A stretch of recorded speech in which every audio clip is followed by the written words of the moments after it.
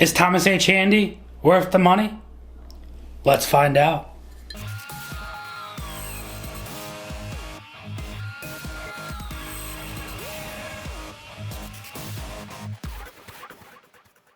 What is going on, everybody? Nathan here with the Everyday Drinker, bringing you guys a brand new video.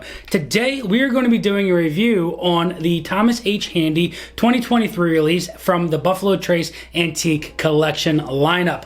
Now, as you guys know, I did my bottle haul for the month of December, and we were lucky enough to acquire this bottle through a raffle out of the Bottle King drawings here in New Jersey. And I got third place. I had the option of this bottle right here or another one of the Van Winkle Lot B's, and well, I had a sample of the 2022 sent my way from my buddy Kevin with Drink with Friends podcast, and that was absolutely mind-blowing. I also had a sample of the 2018 George T. Stagg sent to us from Kurt over at SLB, and I want to get a bottle of that like you wouldn't believe. But man, oh man, when I had that rye, the Thomas H. Handy sample, that blew my mind out of the water on what Rye Whiskeys could be, and man, I just had to get this bottle, and I want to give you guys a review of it. Now, I know that this is the youngest of the BTAC lineup. It's the most widely available. It's the cheapest on secondary,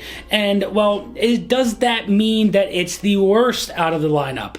I'm just going to go as far and say no, but you know what? Let's pop it open, and let's pour a glass. Now, as you all know as well, I did open this and pop it open for my friend who passed away, but I hadn't given it a true review and enjoy it since then. A Patreon did win a 1 ounce sample of this bottle for Christmas as well, so this is going to be the real first time that I get to dive into this bottle and see what this glass has to offer and tell you guys about it. And if you want to possibly go out there and if those raffles are still going on here in early January, for you to possibly pick this up and enjoy it yourselves. So specifically about this bottle, this is a 6-year, 2-month-old rye whiskey coming in at barrel strength.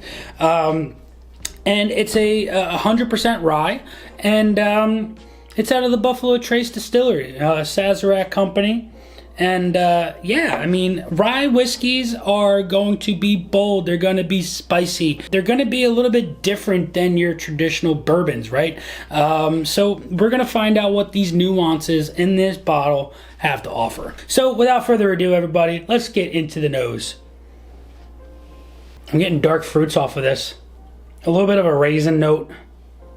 It kind of gives me a little bit of a oatmeal raisin cookie in a way. It's sweet, it's got that dark fruitiness to it, but it's also got this earthy tone on that back end with a sprinkle of a dark, dusty cinnamon.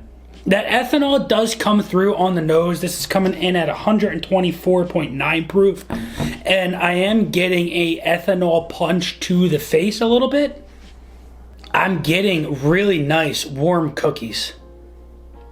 It's like it's almost like it's an oatmeal raisin chocolate chip cookie in a way, because I'm getting a little touch of chocolate in there too.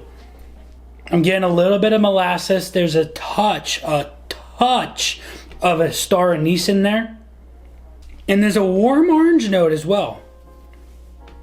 Wow, this nose, it's a very well-balanced nose, but the one thing that's coming off of it is that ethanol. It's got a little bit of a burn going down in the back of your nose there. But what it's bringing with it after that is those beautiful nose elements that it has. And that oatmeal raisin chocolate chip cookie note is really, really nice. That is exactly what this nose has. And I want to see if that's on the palate after smelling it. So cheers to you all.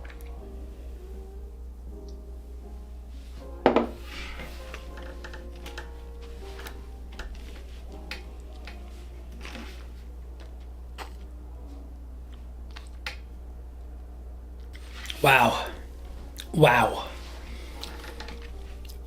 There's this licoricey effect that goes through, but it's a very sweet licorice. It's not a bitter, harsh licorice.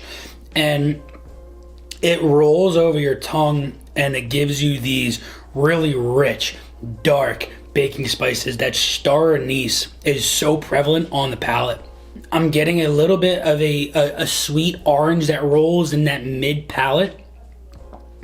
And finishing it off, I'm getting a little bit of that oatmeal cookie. You're not getting the chocolate on there. And it wraps around your tongue and squeezes the life out of it and gives you everything that you want. The burn is not there going down. It gives you this, you're finding the burn on the top of the roof of your mouth, the top of your palate. But going down, it's warm right here, but it doesn't leave anything here or left in your mouth or in the back of your throat. It is so nice sipping. That's so beautiful. It's so beautiful. I'm getting warmth on the sides of my tongue. Like I said, it hugs it like you wouldn't believe. This is a really well balanced whiskey right here. Off of the nose, it's not the most approachable thing for a lot of people, I would say.